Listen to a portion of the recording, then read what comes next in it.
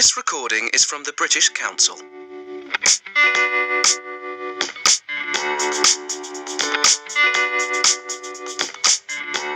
I want to talk about my experience of moving out and living on my own. Moving out to live on your own is not very common in Hong Kong. Many people still choose to live with their parents even though they have a decent job and they are already at their 30s. Many of them would stay with their parents until they get married. There are several reasons behind. Firstly, Hong Kong's rent is expensive.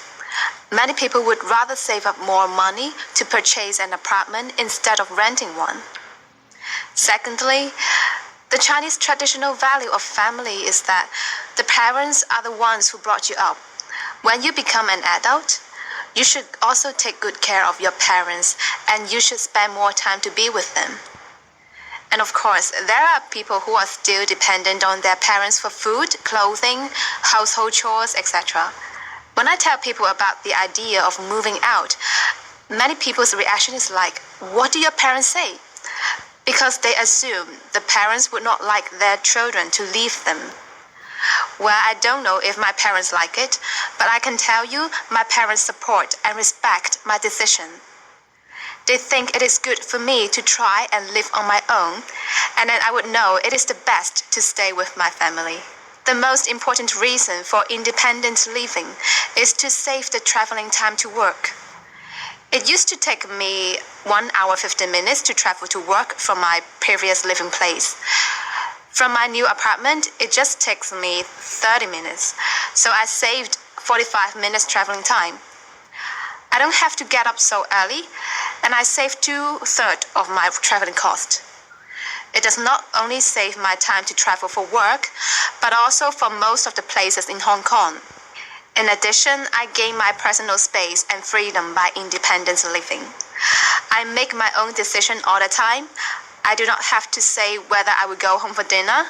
I can invite my friends to come up and stay late. Of course, there are some trade-offs in living on your own. If you want to rent an apartment, there are lots of preparatory works to do. You have to keep visiting the apartments to search for your ideal one. You have to negotiate with the landlord about the price, furniture inclusion, who is responsible for the maintenance of the furniture and equipments.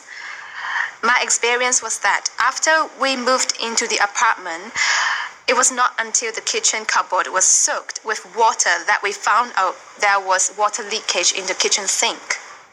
Money is the main issue in living on your own. You have to be responsible for all the expenses, for example, the rent, electricity, gas, water, telephone, internet bills, etc. Therefore, you gotta be well prepared and save up for your bills. Although I find my transportation time much shorter, the saved time is spent on other things such as cooking and some other household chores. I think preparing and cooking the food do occupy a significant portion of my time. Therefore, I always try to make simple meals.